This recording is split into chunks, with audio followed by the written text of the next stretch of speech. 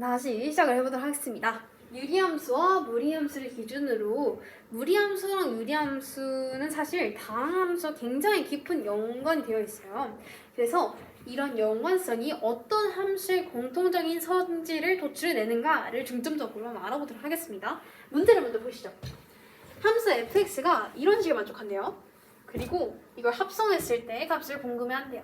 사실 이렇게 값이 주어질 때는 이 함수식을 이 합성을 한 다음에 1을 넣어라 뭐 이런 뜻은 아니고 그냥 fx를 전체적으로 구한 다음에 1을 넣어라 라는 뜻이기 때문에 그냥 무시하고 문제를 보면 됩니다. 가장 중요한 거는 이 조건을 해석을 하는 거겠죠. 사실상 이 F1 넣고 F2 넣고 통분한 다음에 3을 해도 답은 나와요. 근데 굉장히 더러워요. 그렇기 때문에 우리는 조금 똑똑한 방법을 써보도록 합시다. 저희가 수학을 공부한 이유 중 하나죠. 똑똑하게 방법을 알아내기 위해서. 뭔가 더했는데 1이에요. 그리고 함수를 더했는데 3이에요. 이런 식을 보면은 저는 뭔가 중점이 떠오릅니다. 왜냐면 저희가 지금 알 수 있는 식은 바로 이거죠. 유리함수예요. 유리함수의 가장 공통적인 성질이 떠오르면 바로 대칭성입니다. 유리함수라는 거는 개형이 양수인 걸로 생각을 해볼게요. 0,0 즉 점근선의 교점을 기준으로 대칭을 합니다. 그리고 기울기가 마이너스 1인 것을 기준으로도 대칭을 합니다. 그렇기 때문에 우리가 가장 중요하게 봐야 하는 유리함수의 성질은 바로 대칭성입니다. 그리고 결론부터 얘기하자면 이 대칭성은 유리함수뿐만 아니라 무리함수, 그리고 2차 함수, 4차 함수, 다항함수에서 짝수항의 개수가 되는 모든 함수에서 중요한 역할을 차지하는 부분입니다. 그래서 이 상태에서 한번 살펴봅시다. 만약 여기를 알파라고 임의의 점을 잡고 여기를 베타라고 임의의 점을 잡을 때 이 점의 x좌표는 뭘까요? 즉 점근선의 교점은 뭘까요? 뭐냐? 2분의 알파 플러스 베타입니다. 중점이라는 거예요. 왜냐면 이렇게 그었을 때 이 대각선의 길이가 같은데 x좌표도 같지 않겠습니까? 이 삼각형은 합동이기 때문에 여기도 중점이다 라고 볼 수 있는 거예요. 왜냐면 대칭하니까. 대칭하는 거는 한 점에 대해서 같은 길이로 벌어지는 것이니까요. 그러면 이걸 봅시다. 아까 2분의 베타 플러스 알파라고 했죠? 무언가를 더했어요. 그럼 저희도 여기에 전체 1을 나눠 볼게요. 임의의 두 점을 더해서 2로 나눈 값이 2분의 1이래요. 함수값을 2로 나눈 값이 3이래요. 자, 무슨 뜻이냐? 결론부터 얘기하자면 이 식은 점근선을 나타내고 있습니다. 뭐에 대해서 지금 대칭인지를 알아내고 있는 건데요. 아까 얘기했다시피 여기를 알파라고 했을 때 바꿔볼게요. 말을 x1이라고 했을 때 그리고 여기의 x좌표를 x2라고 했을 때 여기의 중점은 2분의 x1 플러스 x2였어요. 뭐 때문에? 대칭성 때문에. 근데 y값이라고 아닐까요? y값도 똑같습니다. y1, y2라고 썼을 때 이 점근선의 위치는 2분의 x1 플러스 x2 그리고 2분의 y1 플러스 y2입니다. 대칭성이 작용을 하는 거예요. 즉 얘가 원래 이거를 지우고 하고 싶었던 말은 얘 점근선은 2분의 1, 2분의 3이었구나 라는 겁니다. 이런 식을 보아서도 우리는 유리함수의 대칭성이 가장 중요하게 적용된다는 걸 알고 이게 점근선을 의미한다는 걸 알았어야 한다는 거죠. 넣어볼게요. x-1, 2분의 1 개형 몰라요. 뭐래? 2분의 3 x 플러스 k겠죠? 이 상태에서 그냥 이 식을 맞춰주면 되는 거 아니겠습니까? 1, 1이라는 게 나와 있으니까 우리는 F0은 1이구나. 넣어볼게요. F1은 0이라면은 마이너스 2K가 1이에요. K는 마이너스 2분의 1. K 값을 알았고 이게 fx 값이니까 fx의 값을 2 넣고 그 함수의 값을 또 fx 넣으면 답이 나오겠죠? 시간상의 문제로 이건 생략하도록 하겠습니다. 그리고 두 번째, 무리함수 문제입니다. 함수 fx가 이런 식을 가질 때 x가 이런 정의를 가집니다. 근데 사실 이거는 무리함수의 그래프 때문에 당연한 문제라서 지우고 생각해도 됩니다. 우리가 문제를 볼 때 가장 중요한 것은 가장 경제적으로 푸는 방법은 문제에서 힌트가 되는 부분과 안 되는 부분을 구분하여서 풀고 안 풀고 이거를 아시죠? 생각을 해야 된다는 거예요. 그럼 여기서 중요한 거 또 키포인트 3개를 잡아보겠습니다. 첫 번째, 무리함수라는 점. 그리고 마이너스가 밖에 하나 있다는 점. 무리함수는 여기를 기준점을 할게요. 하나, 둘, 셋, 넷. 뿔뿔뿔 마마마 마뿔의 형태 가지고 있었죠? 이렇게 루트를 씌우는 거예요.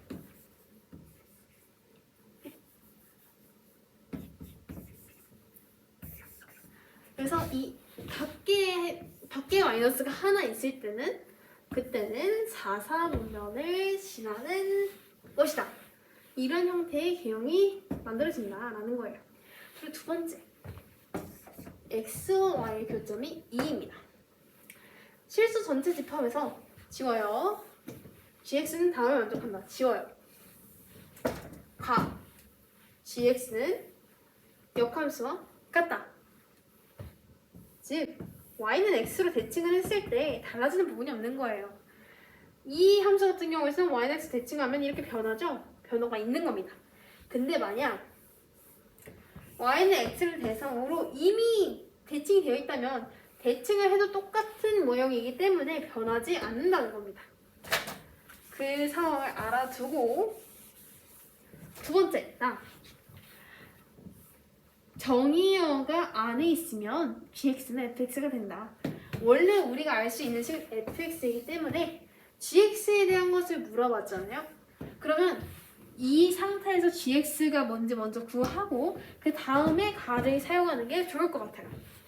그럼 실질적으로 계산하는 단계에 넘어가 보도록 하겠습니다. 아까 이 무리함수의 형태는 4사분면을 향하는 개형을 향한다고 했어요. 그런데 이게 도대체 뭘 의미하는 걸까요? x 부분은 이렇게 해요. 계속 증가합니다. y는 계속 감소해요. 같은 지점에서 어떤 건 계속 증가하는데 어떤 건 계속 감소해요. 그럼 여기서의 교점은 무엇일까요? 이거밖에 없겠죠? 즉 이것은 이 무리함수의 기준점을 말해주고 있는 것이었습니다. 그것도 2,2라고요. y값도 같은 값에서 출발하고 x값도 같은 값에서 내려가야지 2,2에서만 교점이 존재할 거 아니에요. 그렇기 때문에 이 식은 바로 기준점이 2,2였다를 의미하고 있었습니다. 그래서 2,2를 기준점으로 내려가는 함수를 그려줄게요. 그러면 이 fx는 결국에 a 값이 뭔지는 잘 모르겠지만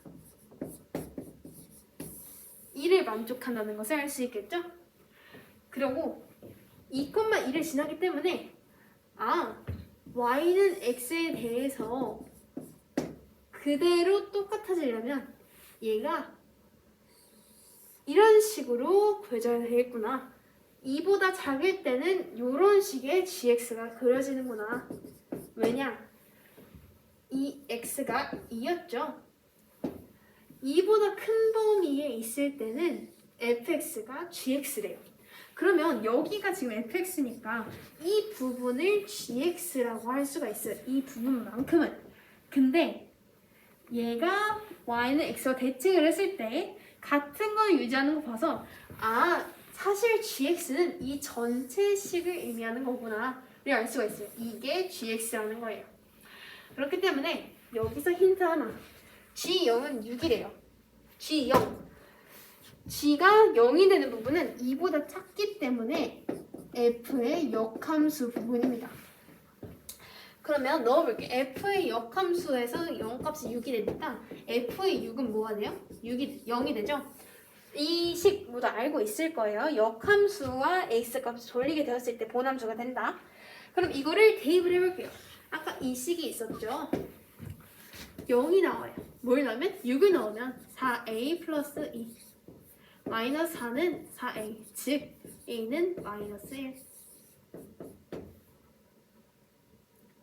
a가 양수가 나와야 되는데 플러스죠. 1입니다. 그렇기 때문에 a는 1이고 그대로 넣어주면 이 식을 그대로 넣어주면 y는 x-2 플러스 2가 되기 때문에 a는 1, b는 마이너스 2, c는 2가 됩니다. 글씨가 정말 날라갔지만 여기서 키포인트로 잡아야 되는 것만 몇 개 알려줄게요. 왜냐면 이 식 알았으면 그냥 대입만 하면 되는 거니까 사실 시간적인 문제로 대입은 알아서 배우는 걸로 할게요. 키포인트 3가지. 무리함수이다. 근데 무리함수 기형이 4사분면으로 내려간 형태이다. 그리고 두 번째, x와의 교점이 하나뿐이라는 거는 이 점이 x값이 되고 y값이 되는 상황 속에서 기준점이 된다. 라는 점. 세 번째, 역함수가 본인과 같아지기 위해서는 본인 자체가 y축 대칭이 된 꼴이어야 한다. 마지막, 이 부분 앞서 문제로 제시된 부분은 이만큼 fx라는 거를 내가 알려줄 테니까 이거를 대칭했을 때 gx가 전체라는 걸 알아내 까지였죠. 근데 여기서 주어진 값에서 그럼 g용이 6인데 그럼 그냥 fx에 넣으면 되지 않을까 싶지만 그래프적으로 봤을 때 여기는 2보다 작을 때만이 fx였어요. 그런데 2보다 클 때는 fx였어요. 근데 2보다 작아지는 부분에서는 그림을 통해서 f의 역함수라는 걸 알 수가 있었죠. 즉, 이 gx0은 그냥 fx가 아니라 2 이하일 때 역함수가 되는 부분에서 넣어줘야 한다. 즉, 범주를 잘 봐야 한다라는 4가지 키포인트가 있었습니다. 이렇게 보면은 참 대칭성, 기준점이라는 말이 굉장히 많이 나왔어요.